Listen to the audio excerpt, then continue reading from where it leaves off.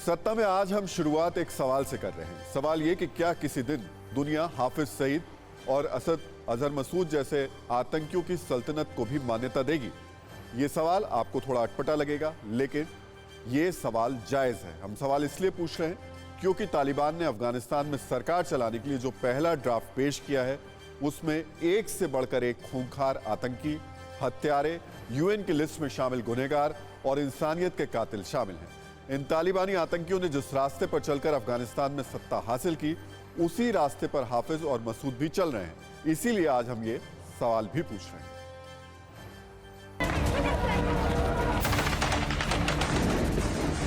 अफगानिस्तान में पंजशीर घाटी के कब्जे की लड़ाई जारी है। यहाँ एक तरफ तालिबानी लड़ाके हैं तो दूसरी तरफ नॉर्दर्न अलायंस के लड़ाके। यहाँ हर दिन अफगानियों का खून बह रहा है।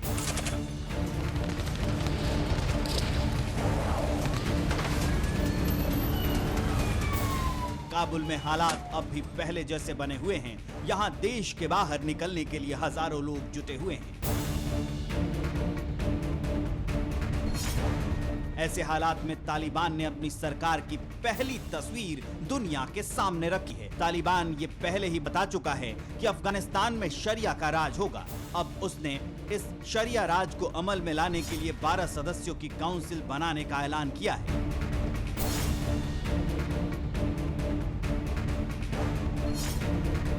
पुरानी सरकार में शामिल लोगों को छोड़ दें तो तालिबान की काउंसिल में शामिल नए नामों पर सवाल उठ रहे हैं। मुल्ला बरादर, मुल्ला याकूब और खलील उर रहमान हक्कानी के नाम काउंसिल में देखकर अफगानिस्तान में सुधार की उम्मीद रखने वाले लोग हैरान हैं। काउंसिल के सदस्यों के साथ ही तालिबान ने कई मंत्रियों के नामों का भी ऐलान किया है। तालिबान ने सदर इब्राहिम को अंतरिक्ष गृह मंत्री बनाया है। गुला आगा शेरजई को वित्त मंत्री बनाया गया। मुल्ला सखाउल्लाह को कार्यवाहक शिक्षा मंत्री बनाया गया है। अब्दुल बाकी को उच्च शिक्षा मंत्री बनाया गया है। मंत्री बनाए गए इन सभी लोगों के इतिहास में काले पन्नों के अलावा कुछ नहीं है। ये लोग कहते हैं कि ये सिर्फ टेम्पररी स्टेज है, इसलिए कि जो लोग आते हैं एक आदमी चाहिए उधर, ये लोग एक ही में परमानेंटली एलोकेट नहीं हुए।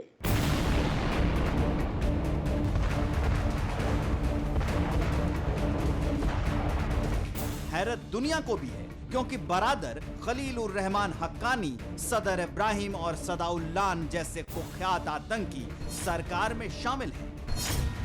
ये वो लोग हैं जिन्हें कल तक दुनिया के कई मुल्कों ने बैन कर रखा था। आज जो तालिबान के मंत्री हैं, कल तक उनके सिर पर यूएन और अमेरिका ने इनाम की घोषणा की थी। ये सवाल उठ रहे हैं कि क्या पाकिस्तान में भी अगर किसी दिन अजहर मसूद और हाफिज सईद ने अपने आतंकियों के दम पर सरकार बना ली तो क्या दुनिया उसे मान्यता देगी? सवाल इसलिए भी उठ रहे हैं क्योंकि पाकिस्तान के हालात भी अफगानिस्तान से जुदा नहीं है। यहाँ भी तालिबान के तर्ज पर हाफिज सईद और अजहर मसूद जैसे आतंकियों की फौज और सल्तनत है। उधर तहरीक तालिबान जैसे आतंकी संगठन भी हैं जो पाकिस्तान में तालिबान राज लाने की कोशिशों में लगे हैं।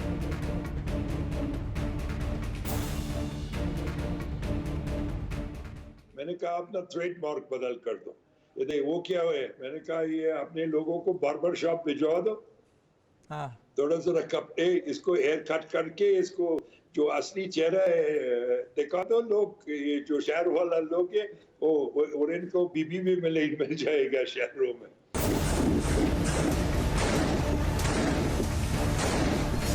तालिबान सरकार की पहली तस्वीर देखने के बाद साफ है कि अफगानिस्तान के आने वाले दिन बहुत बुरे होने वाले हैं। मौजूदा तालिबान का राज उसकी पिछली सरकार से भी ज्यादा खूनी, खतरनाक और दुर्दांत होने वाला है।